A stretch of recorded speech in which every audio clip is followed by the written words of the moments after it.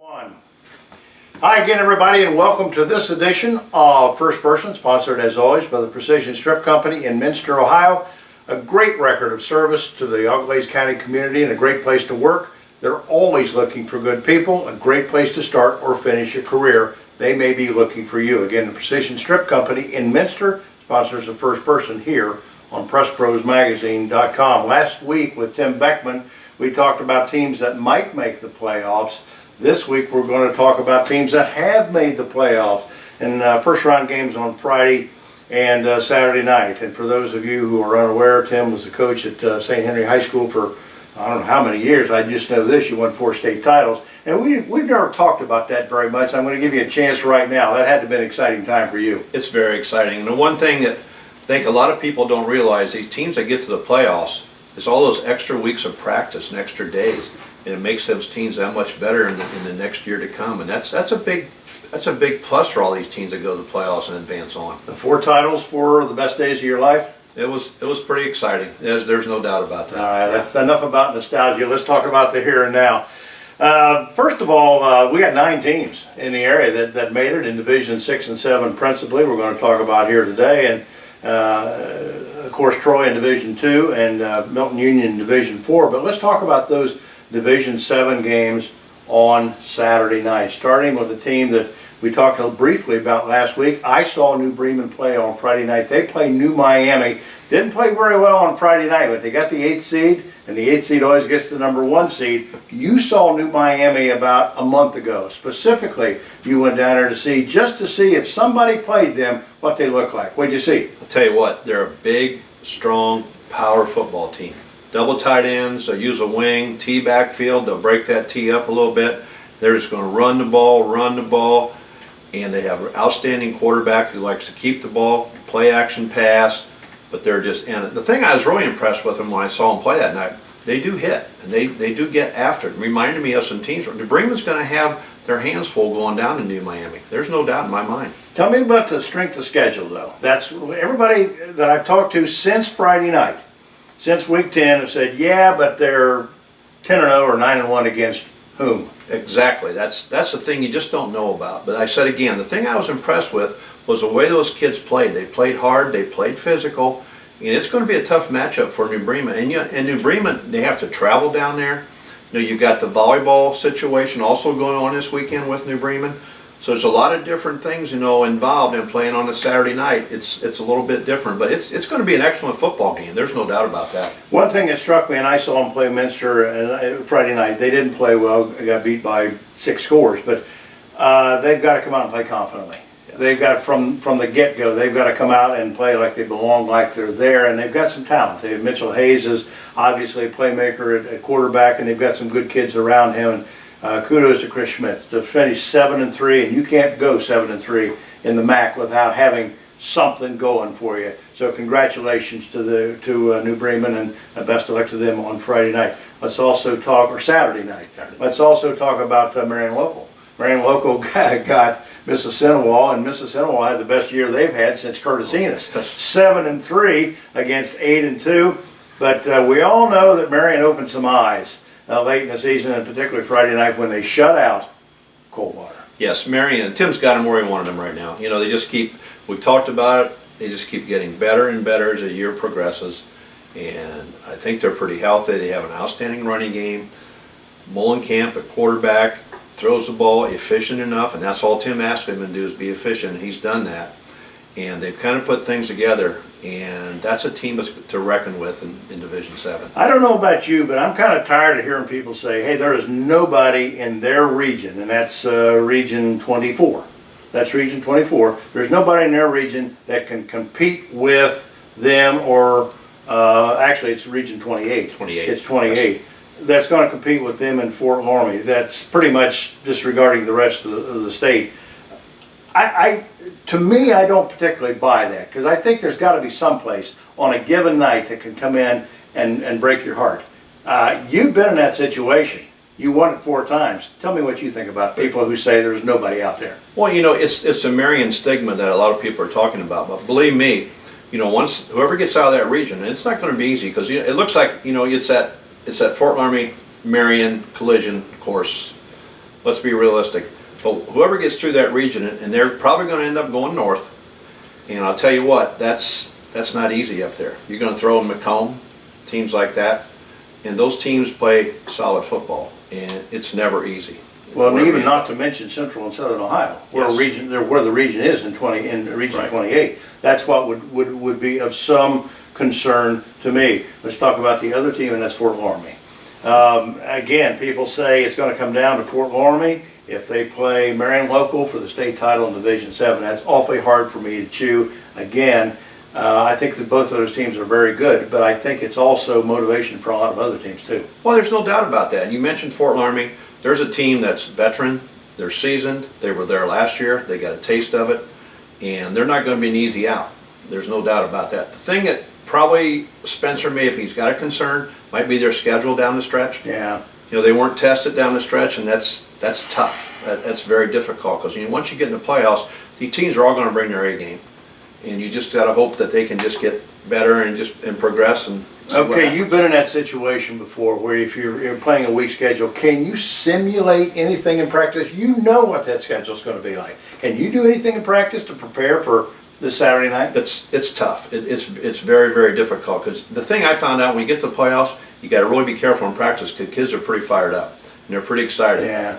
And you got to really kind of tone them in practice, because you don't want to get people hurt at this point. And also at this point in time, you're at that time of the season where the weather gets a little difficult. Some nights you may not even get out if it's real bad.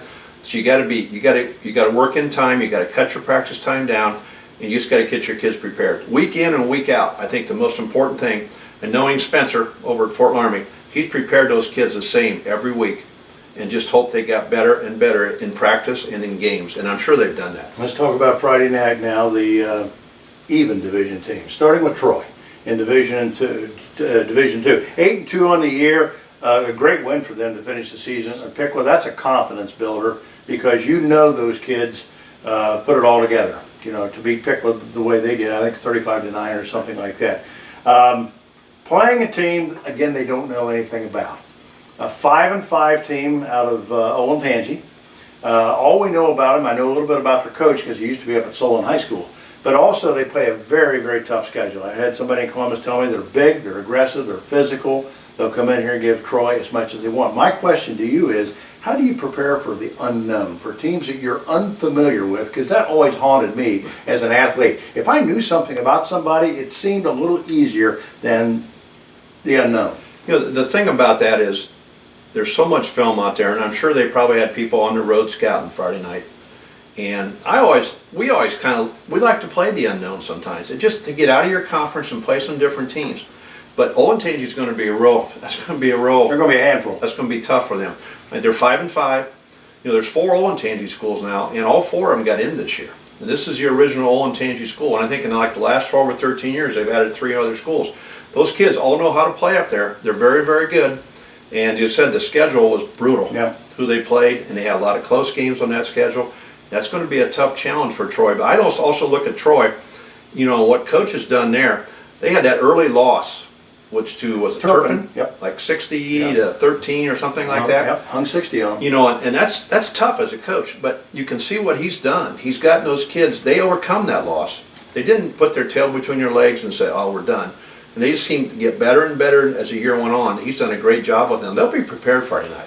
Friday night in Division 4, Milton Union, a team that's close to my heart because I've had a great relationship with Brett for many, many, many years. Great football coach. He used to be down at West Carrollton. I don't know if you remember that or not, but he came out of West Carrollton. They have to go to Wyoming and play a 10-0 team with just athletes after athlete after athlete. The thing that would concern me is Milton's got 3 or 4 really good athletes, including Lovin, the A.J. Lovin, the running back, and then Broomball's a really nice quarterback for them. I don't know if they have enough athletes or not. So again, how do you prepare for a scenario like that? You know, you just got to get yourself the best prepared you possibly can. You try to find a weakness of Wyoming. Hopefully if you can find one, and try to exploit that. But you know, as we've talked about before we went on the air here, probably all the teams in our area, they probably have got the toughest situation to go into. But he'll get those kids ready, and they'll go up there and give it all they got, and that's all you can ask for, and let's see what happens. You never know. You get some turnovers as games progress, things go on. Hey, they'll be ready to play. A lot of intrigue in Division 6 Friday night. A lot of intrigue in Division 6. First of all, let's talk about Coldwater. Lost 2 of their last 3, and they lost them badly. Tell me why. Well, I'll tell you, I think teams have found they can run the football in Coldwater. And, you know, Anna is by far a running team, working the play action pass. Marion runs the ball very, very well, did the same thing the other night, worked in some pass plays. You know, and what Chip's got now, they're in a situation, you know, they lost 2 out of the last 3 games, and they lost them pretty soundly. You're playing maybe a little mind game right now with those kids. You got to get those kids mentally prepared as much as physically prepared. And I'm sure they'll do a great job with that. But, you know, we talked about this region, and it sounds like everybody's saying the state champion in this Division 6 is going to come through Region 23. Well, you talked about the defense and people running on them, but what's happened to the offense? Well, there again, I'm not so sure about their running game. And that's the thing that, you know, Himmelgarn's a great quarterback, and I think he was their leading rusher. He was. As the season progressed. And teams are probably figuring out a little bit of ways to contain him as a runner. I know McKibben has worked himself into backfield a little bit as the season's progressed. And it's a situation right now, as I said, and they're going to Archbold.